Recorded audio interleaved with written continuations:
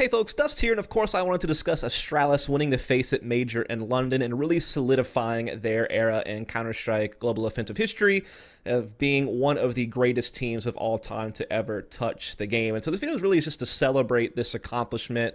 We're going to talk a little bit about what they were doing right before the Major, what happened at the Major, go over some cool stats, and just really talk about the strengths of this team and what their future might look like. Again, a little under the weather, so no webcam. I'll be throwing up some stats and different images and stuff as I go through the video. But yeah, to kick things off, I just want to talk a little bit about what this team has been doing since this lineup came together, with, of course, Mirage joining the team earlier this year, their first event together being the Starladder Season 4 Finals event, which is the only time they've placed outside of the top 4 throughout their history of offline events. Coming into the Major, they had been to 9 offline events, made the finals of 6 of those 9 events, and won 4 of those 6 finals, which were E-League Premier, ECS Season 5, EPL Season 7, and DreamHack Masters Marseille. And then, of course, they had 2 other top 4 finishes included in that. Now it's, of course, 10 LAN events they've been at the finals of 7 out of 10. So 70% of the time they make the finals. And then of those finals, they have won 5 of the 7. So they've won half the events they've attended. And then, again, several top 4 finishes and only 1 finish outside of the top 4, never a group stage exit or anything like that. And they continue to just have a ridiculous record coming into the event. They had a 74-23 offline map record, and of those 23 losses, only 3 times have they been denied getting double digits. And that record still holds, by the way. Still only 3 times that's happened. We'll get into some other numbers later. But yeah, I mean, the only teams that really gave them any problems were North at Stockholm, which seemed to be a bit of a fluke when you consider what happened to North at the Major itself. And then, of course, teams like Navi and FaZe had beaten this team at certain times. But now, neither one of those teams hold a series advantage over Astralis. Astralis now has increased their series advantage over FaZe, which they already had coming into the tournament, and now I believe Navi and Astralis are tied 2-2, but again, that one time Navi beat them was their first event together, and the map pool was different, so a little bit different stuff. So certainly coming into the event as a dominant team, already ranked number 1 in the world, already well known for just being the most complete team in Counter-Strike. That's really the best way you can put it. I mean, all the roles are so well solidified. Everyone contributes really well in their respective roles. They work together great as a unit. Their team play is amazing. They're great at just playing mid-round decision-making off of defaults. They've innovated some executes and nade uses, particularly some HG grenade stacks. They have, provided us the deepest map pool we've perhaps ever seen in CSGO history, and they had just been absolutely fantastic. So let's talk a little bit about them at the Major now. So in the Challenger stage, they won their first 2 games against Complexity and Rogue without too much trouble. Then they lost a game to NIP in what was a crazy match of Mirage that went into, I believe, 4 overtimes. Super crazy close game, but they were able to bounce right back, beat Spirit, and move on to the Legend stage with a 3-1 record. And then in the Legend stage, they were able to beat Navi on Inferno in the opening game, and was a really close game. I think it was 16-14 if I'm not mistaken. They beat Vega Squadron on Inferno, the very next map. Then they lost that overtime game to Liquid on Inferno, where they made that crazy comeback on the T side in the second half. Off the back of some kind of crazy plays. I think they had Glaive get like a big 1v3 clutch, and I think they won a 2v4 round as well, the last round of regulation. So there was a couple little mishaps from Liquid's end, but they certainly still grinded and got themselves a win with a crazy comeback. And then, of course, we all know that they got the only 16-0 in Major history, beating Made in Brazil on Dust 2 to make it into the quarterfinals. So now we're going to talk about Astralis' journey through the playoffs, which they had a crazy run through the playoffs. They had to play, I believe, the number 2, the number 3, and number 4 teams ranked in the world or something like that. Certainly all the teams they beat in the playoffs were top 5 teams in the world. So that is basically running the gauntlet when you think about it. That is probably one of the hardest journeys anyone's ever had to take to win a Major. So definitely some crazy stuff here. As of course we can see their first match was against FaZe. You can see the pick ban up there, and what they wound up playing was, of course, Mirage and Inferno. Now, these were actually the closest games that Astralis, of course, played in the entire playoffs. The other 2 2-0s they got in the semis and grand finals were certainly more one-sided.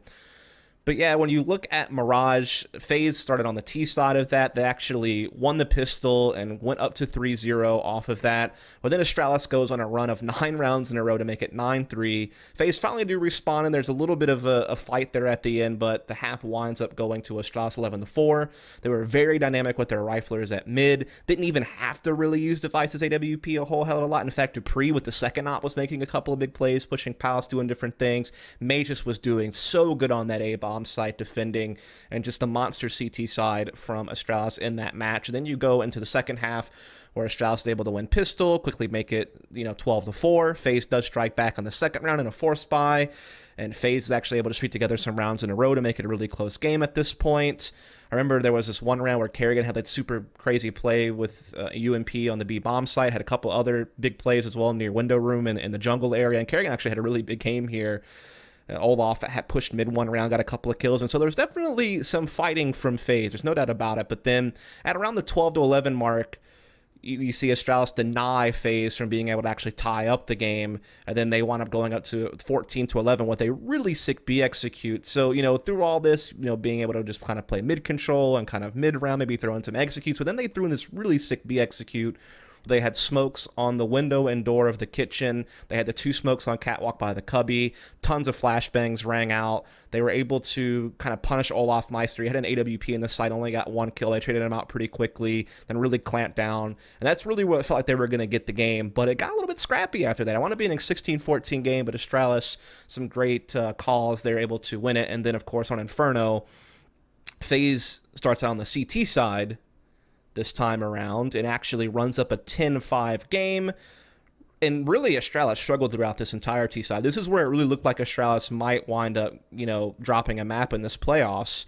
All the rounds they won, the 5 that they got, were kind of all on an island. They never really streaked rounds together until the last 2 rounds of the half. And some of the rounds they won were kind of lucky, to be honest. Like, I remember this one round where they were in a 2 versus 5, and Zipix hits this ridiculous shot through a smoke in the CT spawn, and they somehow spiral that into a round victory, and it kind of kept them somewhat grounded in the match. Granted, they hit some sick entries on the way into the B-bomb site before Zipix got that spam, so it wasn't entirely luck, but definitely, some kind of crazy stuff there. And then from there, it's just Astralis work them on the CT side. One of the best CT side Infernos you'll probably see in Counter-Strike right now. A couple of rounds were certainly very close, but Astralis was able to, roll a lead pretty quickly. Wound up winning 8 rounds in a row at one point on the CT side. They go up to 14-10. There is a little bit of a struggle there at the end. FaZe, in fact, won like a super close 1v1, Olaf versus Device. I think that was in the A-bomb sites, when it looked like Device was actually about to get an ace clutch to close the game, but Olaf just holds on for a little bit there. But then, Astralis eventually able to close out the game 16-12, and really good series here. This was, again, the toughest match they had, and they beat what is one of the best teams in the world in FaZe, despite all of their struggles. So this was really great stuff from Astralis in the quarterfinals. And when you look at the numbers there, you can see that pretty much everyone from Astralis went to the plate and performed pretty well throughout the series. When you look at, ADR and rating and things of that nature, definitely a great performance from the entire lineup, which is really a staple of this team. And what makes them so great is that they have 5 players who can contribute with firepower, and that certainly took place in this series. Then we'll look at the Liquid series here. This was in the semifinals, of course, and this time we have Nuke coming in as the first map here from Astralis. Of course, FaZe was the one that was wise enough to not allow it to get played, but the other 2 teams not doing that, just allowing Astralis to continue to increase their win streak on Nuke offline. And so we look at the Nuke game versus Liquid, and they're on the T side in the first half, and they just go bonkers. Able to get a 4-1 lead before we can really see Liquid start getting some rounds. But then there's this 6-round streak where it just goes back and forth, 1 for 1. Liquid gets reset 4 times throughout all this, but somehow they just keep fighting back because they have these crazy, force buy CZ rounds that they're actually able to convert. I remember Twist had this one really crazy 1 versus 3 clutch, and had some other big plays from Liquid team to keep them in it. Lots of close rounds, actually, but again, 9-6 half from Astralis in the end. They weather the storm. They don't let Liquid, get too crazy. And then in the second half, it's pretty much just a shutout. There really isn't anything to say. Astralis actually lost a pistol in that half, but then we're really quick to bring it right back and really quick to close out the game. And then on Mirage, just dominating CT side from Astralis, At one point, they were up 11-1. Liquid was lucky to get a couple of rounds there in the end. Certainly, there was a few close rounds, but most of it was pretty dominant from Astralis, just holding sites really well, out-fragging Team Liquid big time across the board, man for man. And Liquid wins the pistol in the second half to kind of stay alive there, but, I mean, you can see that it didn't take too long for Astralis to go ahead and close out that game and move on to the grand finals against what would be Navi. And as you can see, just completely out-fragging Liquid across the board. Really sick numbers from everyone. Just a fantastic series here played from Astralis, which brings us to the grand finals. And yeah, the grand finals, Navi versus Astralis. Another quite one-sided affair, particularly on Nuke. Again, it's Astralis starting out on the terrorist side. Again, they are able to do so well. Navi were actually able to get the edge early on in the game by getting a 3-0 start on the CT side. But then Astralis just go on this massive winning streak from that point forward. They take a 9-3 lead. It takes Electronics' heroic efforts in a 1v3 clutch to really even get them another round in the half, but then Astralis just immediately reset Navi. Then they are able to close out the half 11-4. It's only one gun round won by Navi, and actually I think it was off of kind of a force buy where Electronic just kind of won it with the CZ, grabbed the gun, was able to pop off a couple of kills, and it was just kind of nuts. One of the big things about Astralis in this is that they had this really sick pacing change where they were doing a lot of their control lower play, where they just are able to get control of the back halls in the lower bomb site and just really get the site, and then just know how to play post plant positions and use utility to pretty much destroy any CT rotations and solidify the round. But they would also just change the pace. They would just hit ramp really hard with all 5 players and get a pick, immediately go to lower, no hesitation. And I think that these pacing changes and just their proficiency on the map from the terrorist side is too much for anyone to handle right now. And certainly I got on a big lead there on Nuke. And then, you know, Navi, again, able to win the pistol in the second half as well. So they win both pistols, and they get a 3-0 start in the first half off of winning pistol. But then Astralis were able to just do this really sick CZ round. They just kept repositioning players in the back halls. They would start up close, kind of, on that first bend around when you come down secret into the back halls, and they reset over towards control. And they just kept resetting their angles with CZs and just, like, running Navi through the blender. It was a crazy CZ round. And, you know, we do see Navi able to force right back, and it looks like it's going to be a little bit of a back and forth there, but then Astralis force right back, get it to 13-6, and then from there, they had that crazy round where Glade threw that smoke outside, and Navi loses a round off the clock, and, you know, Astralis just went out from here at this point, 16-6. And the final map is going to be on Overpass, where this time it's Astralis who jump out to an early lead by winning pistol and winning the opening gun round. In fact, Navi did this crazy force buy in round number 3, even though they didn't have a bomb plant and didn't work out. And so this really helped Astralis out to get that 4-0 lead. But Navi actually streaked together a few in a row, start to make it really close. But then Astralis hold it off from being a tie with a really close round in B that goes from like a 3v3 to a 2v2 to a 1v1. It's very nice action here early on Overpass. But, you know, all things considered, Navi actually had a pretty decent T-side Overpass when you consider the fact that Astralis were up 4-0 at one point. And there was one round as well where they did a triple stack on Graffiti, and with 4 USPs and an op actually won a round. So like a crazy eco that Astralis wins. And Navi weathers all of that and still gets 6 rounds on T-side, which isn't great, but it kept them in the game. But once you go over to the second half, Astralis were able to get that 3-0 start off a winning pistol.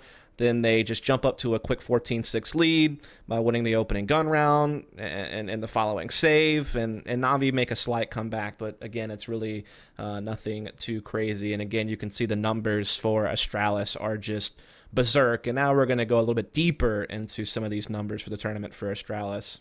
So when you look at the numbers for Astralis in this tournament, Device and Magus were number 3 and number 4 in rating for the event. And there's a couple of ties for rating in the event, but it leads to Dupree actually being number 5, because I think that Olaf Meister was tied with Magus for number 4 position, so Dupree is actually 5th. And then Zipix and Glade through some other ties were ranked number 10 and number 11. So all 5 players are within the top 11 of players in the tournament and overall rating. If you want to go into some specific player stats for Device, of course, not only was he number 3 in overall rating, but also number 3 in KD difference, number 5 in total kills, number 1 in least deaths per round, number 4 in total op kills, and number 3 in total opening kills. Then we have Dupree as number 5 in KD difference and number 3 in success and opening duel percentage. So he was doing fantastic entry work with the rifle. He's probably the best pure entry rifler in the game. I don't even think you could, I mean, maybe Sonny from Mouse Sports is someone you could put up the debate. There's certainly other players out there like Simple, like Nico, like a Shox, like an Electronic. Some of these other players who can do openings, some of the Liquid players. But when you think of a pure entry rifler, I think Dupree is really it, and obviously Device being one of the best operators in the world. Then you have Majus, really sick role player for this team, really good side anchor, really good at playing edges of the map or playing solo positions. He was, of course, number 4 in the tournament overall rating, but also number 1 in total assist, number 2 in assists per round, number 1 in total opening kills and opening kills per round. So this is actually pretty crazy to consider Majus is doing that when he's not even really one of the big entry factors for the team. Usually it's like Glaive and Dupree, entry rifler combo, or Device's AWP getting picks, but it was Majus actually able to put up some really sick stats and opening kills, but some of that can be from the CT side. Then, of course, Xyp9x was certainly up there, number 10 player in the tournament and also number 3 in clutches, which is of no surprise. Xyp9x always been a really clutch player. If you want to talk about some other stats from this team, by the way, some of these stats are from Thorin's Twitter that he tweeted out that I just wanted to emphasize.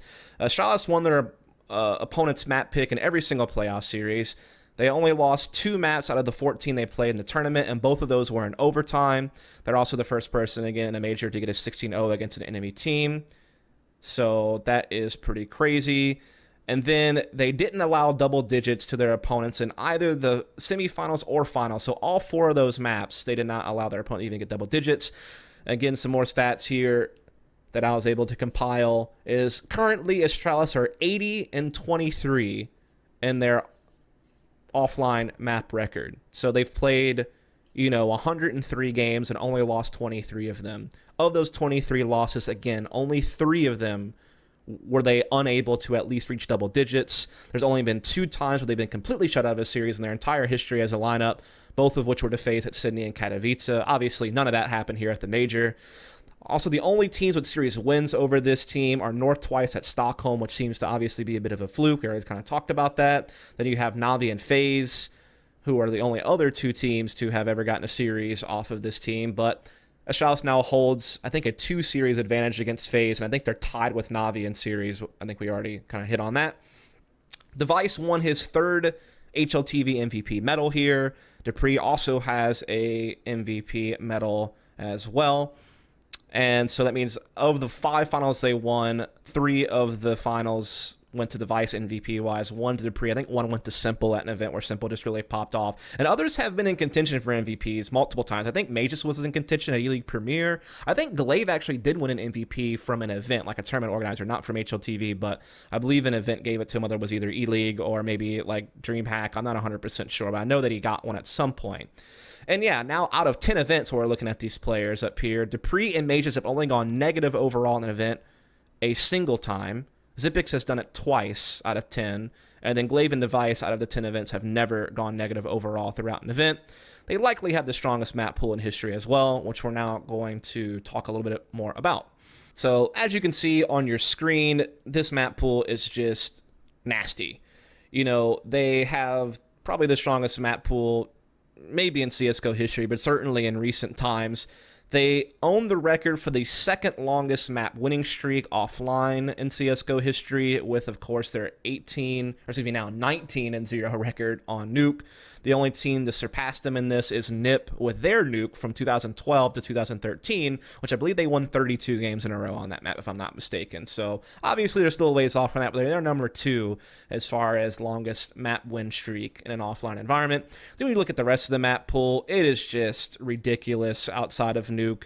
On Inferno, they are 17-8 in total, but you have to take into account that they lost their first 4 games on the map, and 3 of those were at their first event together as a 5 with Major. So they're actually 17-4 the last 21 times they've played it. So it is right next to Nuke as far as how dominant they've been on it. Then you see some other obvious standouts. 7-1 on Dust 2. They are now 14-4 on Overpass, So that is also super sick. Their Mirage is now at a 13-5 situation. So even though they had a little bit of some losses on it coming into the major, they were able to win it in some key moments when they needed to in the legend stage in the playoffs. So really fantastic on that map. And then Train, obviously one of their least played maps, and sometimes their banned map, still a positive record, 6-2. The map, of course, not pictured on here is Cash, which they still have a positive win rate on. They're 4-3 on Cash, but that is typically their big ban outside of Train. Sometimes they play teams that will ban Cash instead, like Navi, for instance, and so they're able to ban something like Train. But yeah, Cash being kind of their perma ban, the fact that they're so sick on these other maps is just so crazy impressive. One of the best things about them. So to kind of wrap up this Astralis team, this accomplishment at the Major is exactly kind of the icing on the cake for a team that has been oh so dominant, you know, over the last few months since Majors joined. Again, been to 10 events, been to 7 finals, won 5 finals, only placed outside top 4 a single time. Just, you know, this is the most complete team we've seen in a really long time in Counter-Strike, with how well their roles are established. You know, Zipix, more of on the edge of the map, more of a clutcher, more of a late round player. Mages, kind of similar, but a bit more flexible, can be a little bit more active on certain executes and certain things on defaults if he needs to react to something very quickly. Obviously, the Vice, one of the most mobile and dynamic operators in CSGO, particularly on the CT side. His heat maps, the way he moves across the map is just so out there in comparison to really any other op player. Then you have Glaive, fantastic in-game leader, also able to do some entry fragging alongside Dupree, who is the best pure entry rifler in Counter-Strike, in my opinion, right now. Just fantastic team.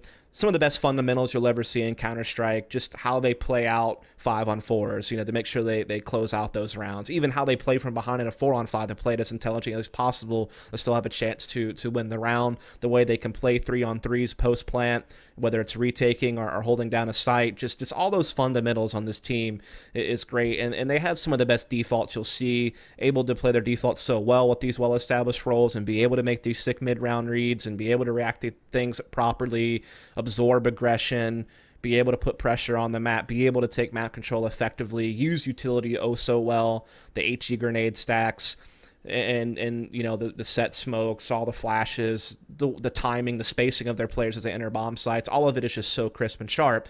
And one of the other things I want to stay here at the end is just the cadence they bring. They are so good at setting things up. You know, they do something early in a half, they condition their opponent to believe a certain thing, and then later on in the game, they hit you with something else, and it completely catches their opponent off guard. You know, I've seen it, for example, against FaZe on Mirage, where they'll constantly, you know, smoke window and smoke top catwalk, and, you know, take mid control with 2 or 3 players, and then, you know, just play a default, play it out, do a site split in the mid to late round. But then, you know, they'll throw those exact same smokes after having done it for 6 or 7 rounds in a row, and they'll just send one person mid, and FaZe is none the wiser on how many people are at mid, so they can't really rotate at all or really make any reads, and then all of a sudden, you know, Astralis is hitting you within the first 15 seconds in a bomb site with a fast execute on A or B. They would change it up. It was just insane when I watched them play against FaZe and Mirage. I think that was at Marseille that I'm talking about, but just in general, they bring that kind of cadence. They did it to Navi on Nuke in the finals, you know, doing this slow, methodical control of the lower of Nuke, and then hit you really fast at ramp room because they condition you with smokes. They keep throwing that smoke wall outside. They keep you thinking about that outside control. Then they hit you somewhere else right when you're not paying attention or right when you're not ready for it. And included in this is the innovation, man. I've seen them come up with some really cool smokes, some really cool executes. You know, it's already talked about HE grenade stacks that they can do to clear out spots, and they're just a very crafty team. They're one of the deepest playbooks in Counter-Strike. The only other teams that come close right now as I'm making this video are probably a team like Liquid, to be honest, and there's maybe a couple other teams that have some pretty deep playbooks, but, you know, certainly Astralis is at the pinnacle of that. And the fact that all their players can perform is great. Like, there really is no other team where you can sit there and look at all 5 players and say, yeah, this guy can, you know, drop over 20 this game and maybe even be an MVP candidate for the tournament. Obviously, people like Device and Dupree come to the forefront of this team, but again, like Glaive, Mages, Zipix, they all play so very well within their role, all contribute fantastically to the team's success. And even their coach, Janik, we got to throw him in there. Apparently he's one of the guys that's been a guiding force on some of these HE Grenade discoveries, and he helps keep the team pumped up and helps keep them focused and kind of helps, manage morale and probably helps scouting opponents and do some other things. He's been with this team for a long time, and certainly this team has done a lot with him as a coach. And so, again, just want to make a video to celebrate Astralis, celebrate this victory at the FACEIT Major. Again, for, Major is his first one. For the other 4, it's their second major. They've already had so many titles, though, before that for the core of this team. Astralis has always been a big name in Counter-Strike, and even going back into their TSM days and Dignitas days for some of them even, they've always been big names in the Counter-Strike scene for Global Offensive in particular. And, again, I think that this major title will certainly solidify an era for Astralis for 2018. I don't think that that's really up for debate anymore. I think that it's pretty much done. And now all that this team can really do is just try to stay on top. They've been able to do that for a while now. You never know what teams are going to get built in the post-major roster shuffles. And, if there's going to be a team that gets built that can maybe really give Astralis a run for their money at the #1 spot. But, it seems like they're here to stay for at least a while, and now we'll see if they can ever win themselves that $1 million Grand Slam, or can they stick it out and somehow win the next major? That's going to be several months from now. That would be incredible if they could. That would certainly make them probably the best team of all time if they, keep their 5 through the next major and win that one too. That would just be insane. I think they would probably be the greatest team of all time at that point, or certainly debating for it. But anyway, just wanted to throw a video together to talk about this victory for Astralis and what they bring to the table. And thanks so much for tuning in. If you enjoyed it, please subscribe for more content. Catch you next time.